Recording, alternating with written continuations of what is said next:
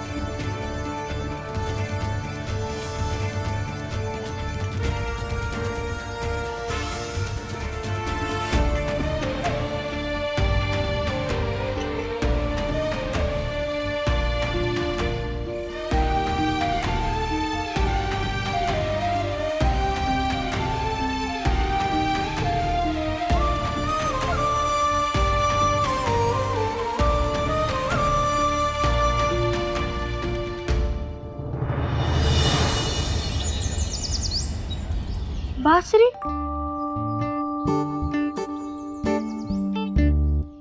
मला कशी नाही ऐकू आली? तुला कशी येईल? ते घोरण्यानं तुझं कान बंद पडलं होतं ना. तसं नाही ग, पण इतक्या दिवसात काहीतरी ऐकायला आलं पाहिजे होतं ना. ते महत्वाचं नाहीये, ती बासरी वाजवत कोण होतं ते महत्वाचं आहे. काय माहित चमके, पण त्याच्या सुरात माझा सूर कधी मिसळला कळलंच नाही ग मला. असं वाटलं फार पूर्वीचं काहीतरी नातं आहे बघ आमचं. आणि बाहेर येऊन बघावं म्हणून दरवाजा उघडला तर सूर आणि तो दोघं बी धोक्यात हरवून गेले होते. लईच टच झालेला दिसतोय सूर. कोण असेल खरं? तेच नाही ना कळलं, पण कोणतरी जेंट्स बाप्या असेल. जेंट्स बाप्याच असणार. एवढं इस्त्री करून बोलायची गरज नाही. हा काय बाई काही बासरी वाजवू शकत नाही होय? असं नाही ग, बासरी म्हणलं की किसन मुरारीत समोर येतो. आता या घरात जेंट्स बापे म्हणले तर कोण कोण? तर आपले विश्वंभर मामा, तो हातात काठी घेतोय इथले मग राहिला त्याचा मुलगा, तो तिथे नसतोयच. मग राहिला बलराम, तो बासुरी आणि ऊसात फरक करीन हेच लय झालं. विद्याधर दादा वाजू शकतोय, पण त्याचा हात तसा. मग राहिलो कोण? तुझा हिरो. ए तो माझा हिरो हड. आणि तो कसला वाजवतोय बासरी? त्याला फक्त लोकांची वाजवता येते. मर आपल्याला काय करायचंय?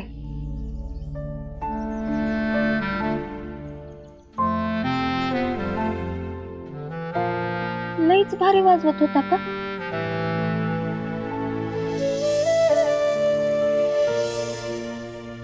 होय ग.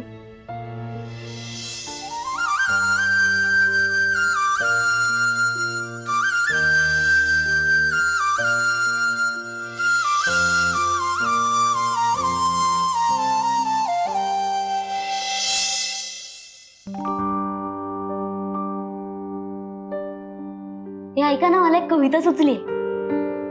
ऐकू. प्रत्येक दार, प्रत्येक घर, बाहेर आत खाली वर सर्वत्र एक गुळगुळीत पाऊल. किती तेजस्वी असेल. चमक चमक चमक. इडली छान होती. हा खा आता. नाही लाडक्या बहिणीचा लाडका भाऊ चिडायचा. मोठ्या बाईसाहेब. हा दीपकराव ज्यूस द्या. हा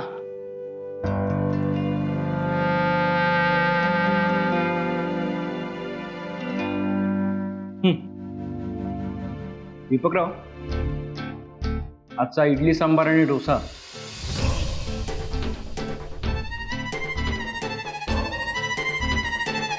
उत्तम. तुम्ही अगोदर कुठे काम करायचं? दक्षिणात्य हॉटेलमध्ये. अच्छा. अरे बाबा, किती घाई करतोस? एवढाच वेळ तर मिळतो आमच्या बरोबर, तो तरी शांततेत घालव. अगं कृष्णाई, खूप उशीर झालाय मला, मी निघतो.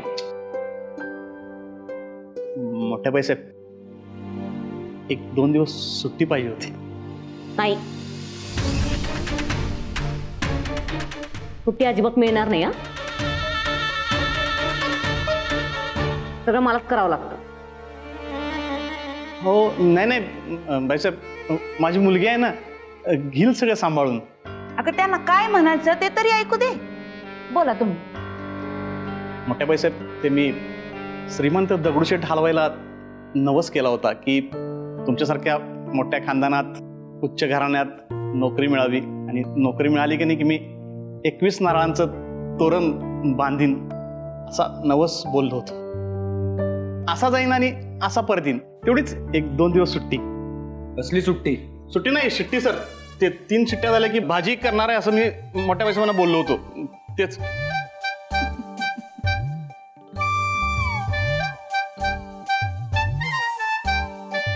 घाबरू नका, आम्ही बोलतो अर्जुनशी. शेवटी श्रद्धेचा भाग आहे, देवाचा कोप नको व्हायला.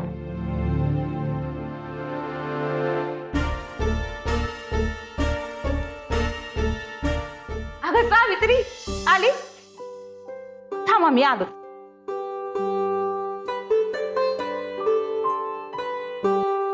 Good morning sir. Miss Savitri, तुम्ही इथे काय करताय? ऑफिसची कामं ऑफिसमध्ये, ही फालतूची सिन्सिअरिटी दाखवायला इथे यायचं नाही.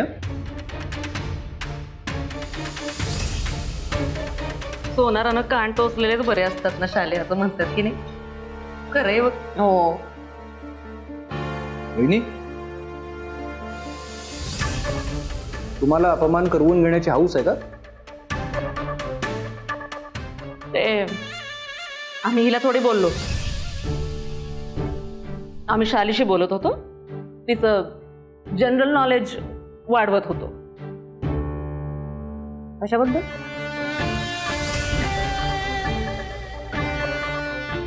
पायताना उंबरट्या बाहेरच काढावीत. उशाशी घेतली की दारिद्र्य पायघड्या घालत घरात येतंय.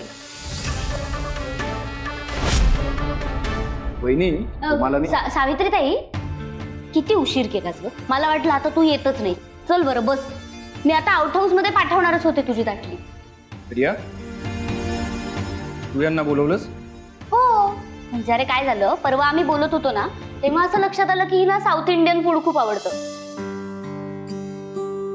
मग आज इडलीचा बेत होता, मग बोलवलं मी. नंदुबाई, नंदुबाई, लहानपणापासून आशात आहात तुम्ही. हा चालेल. तुला आठवतं काय ग,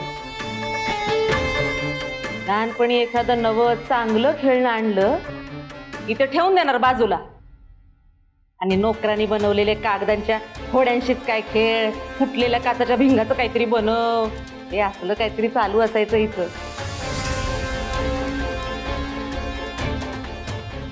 आता मोठ्या झाल्यात तुम्ही.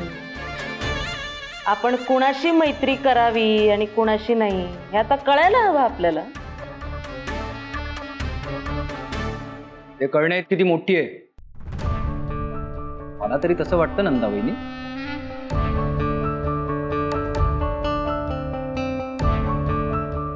तुम्हाला नाही का वाटत? सावित्री ठेवते बाजूला, खाऊन घे. दादा उद्याचं नीट लक्षात आहे ना? कशाचं? कशाचं म्हणजे? दादा मस्करी करू नकोस हा. तू म्हणाला होतास ना कॉलेजमध्ये चीफ गेस्ट म्हणून येशील. ते होय. ते होय नाही बर का, तू विसरला होतास आता. दादा विसरू नकोस हा, महत्वाचं आहे. अगं हो ग बाई, नाही विसरणार. नाहीतर मी बोलणार नाही तुझ्याशी. येईल. हा. अरे कुठे निघाला?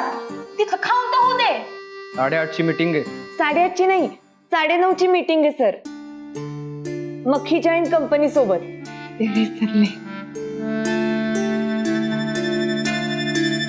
चूक. आपली मीटिंग 8:30ची देशमुखांच्या सोबत आहे.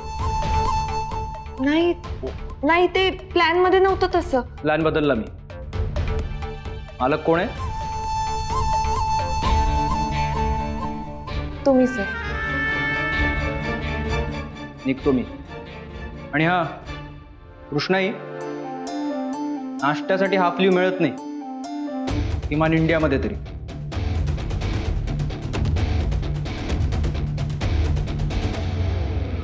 तू का? नाही नको, मी जाते. अगं अगं साव.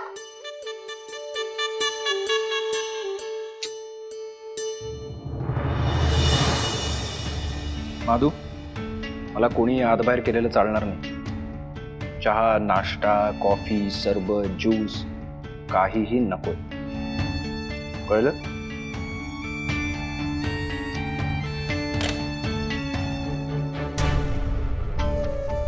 देशमुख. Yes sir. तुम्ही घरूनच नाश्ता करून आला असाल ना? हो सर. गुड. आता मला कोणताही डिस्टर्बन्स नको. ज्यांना इथे थांबायचं असेल त्यांनी न बोलता इथे थांबायचं. मला नाक खुपसलेलं चालणार नाही. तुम्ही बोला. मी इतरांचं बोलत होतो, जे वशिल्यानं आलं.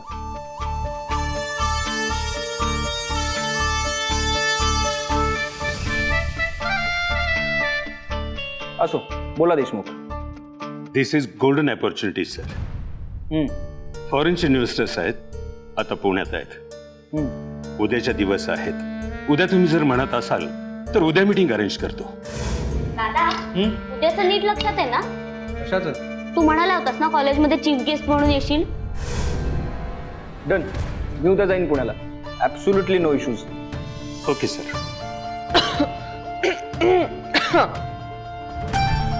मिस सावित्री, एक काम करा, बाहेर जा, टेक अ राईट. तिथे आपला ऑफिस बॉय असेल, त्याला सांगा पाणी गरम करून दे आणि ते प्या. जा. अहो सर. जा. देशमुख. Yes sir. सो ह्या मीटिंगचा आपल्यासाठी सिग्निफिकन्स खूप आहे. This is a important meeting for us. Okay कळलं? Okay okay. सो आपण जेव्हा प्रेझेंट करू स्वतःला, आपला ॲटिट्यूड हा त्या पद्धतीनं असला पाहिजे, आपलं प्रेझेंटेशन त्या पद्धतीनं असलं पाहिजे. Are you out of your mind miss Vashila? काय झालं सर? तुझं काय चाललं होतं? कशाचं म्हणजे? कशाबद्दल बोलताय तुम्ही? आता कशाचं? एवढंही आठवत नाही? मेरिटने मिळाली असती ना नोकरी तर कळलं असतं. असो, आम्ही दोघं खूप महत्वाच्या विषयावर बोलत होतो. मध्येच घसा काकण्याची काय गरज होती? मॅनरलेस आणि अनएथिकल होतं ते. कळलं? एवढाच जर घसा दुखतो ना तर जायचं ना डॉक्टरकडे. अहो सर, ऐकून तरी घ्या. कळलं ना मी तुम्हाला वशिला का म्हणतो ते? का सांगण्याची तसदी घ्याल? काय सुरीले सूर सोडणार होतात घसा काकण्याचा रियाज करून? हसायला काय झालं? सर ते तुम्ही हसण्यासारखंच बोललात ना आता. अच्छा, म्हणजे माझं बोलणं हसण्यावरी नेण्यासारखं असतं का? अहो सर, चिडताय कशाला? मुद्दा हा आहे की मी घसा खाकरत होते कारण प्रॉब्लेम माझ्या घशाचा नाही, तुमच्या मेमरीचा आहे. मिस वशिला,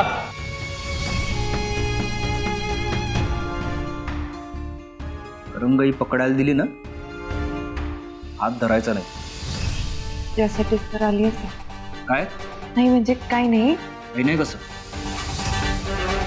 मेमरीचं काहीतरी म्हणालात ना, मेमरीचं काय म्हणाला? आणि दुसरी गोष्ट, मी माझ्याशी असं बोलूच कसं शकता?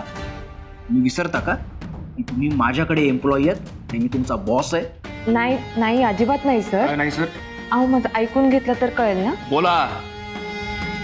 सर तुम्हीच म्हणता ना की ज्याला वेळेची कदर नाही. त्याचं बोला. ठीक आहे सर, उद्याची वेळ तुम्ही एका खास माणसाला दिली आहे. ज्याला कोणाला दिली असेल त्याला कॅन्सल म्हणून सांगा. लई खास माणूस आहे. कोणी का असे ना, कॅन्सल म्हणून सांगा. ठीक आहे, मी प्रियाला कॉल करून सांगते की उद्या कॉलेज फेस्टला तुम्ही चीफ गेस्ट म्हणून नाही जाणार.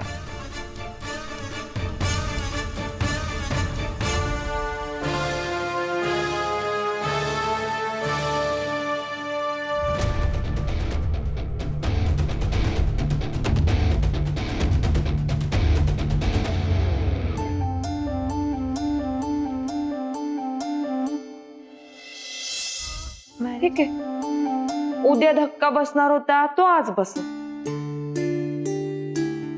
मी सांगते तिला फोन करून की तुमचे भाऊ अर्जुन कवठेकर यांना बहिणीच्या इमोशन्स पेक्षा स्वतःची मीटिंग जास्त महत्वाची वाटते. बिचारी प्रिया भावाच्या शब्दावर विश्वास ठेवून बसली. आता तिची इमेज.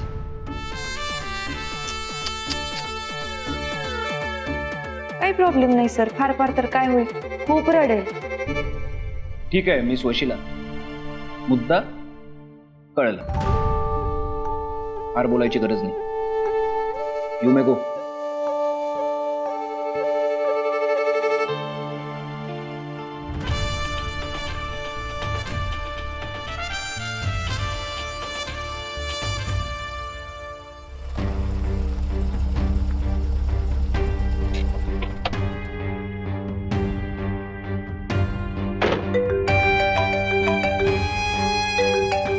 मॅनेजर साहेबांचा फोन. हॅलो, हा बोला सर. हो सावित्री बोलतीये. नाही मला काहीच कल्पना नाही.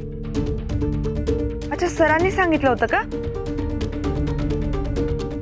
सर इथेच आहेत, त्यांना विचारून सांगू का? काय सर ते तुम्ही 7.5 लाख ट्रान्सफर करायला सांगितले होते का? त्यांनी तुम्हाला का फोन केला? ते घाबरतात ना तुम्हाला, म्हणजे आता फडके पण नाहीयेत तर मलाच फोन करणार ना. द्या फोन द्या.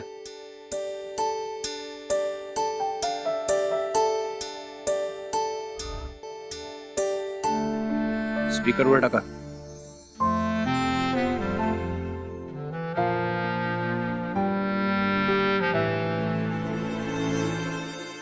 सत्यशील, आता मी जे बोलतोय ना ते शांतपणे ऐकायचं. तुम्हाला मी सगळे डिटेल्स मेलवर पाठवले. मेल नाही चेक करतायत. तर फोन केलात तो केलात, चुकीच्या माणसाला केलात. काही गोष्टी कॉन्फिडेन्शियल असतात, कळत नाही का?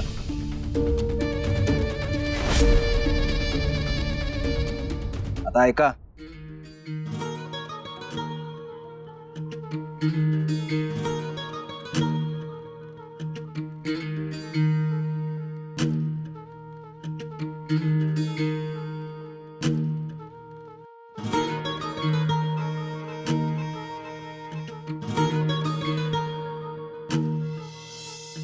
आग जाळ इराद्यात उमळलं प्रीत फूल, पेटलेल्या वनव्यात काळ झाला पडे फूल.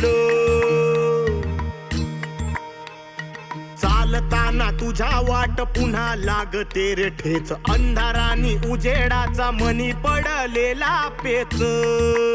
प्रीत वढाय वढाय माझा कटला पतंग, पिसाटला सास सास शहरलं अंग अंग.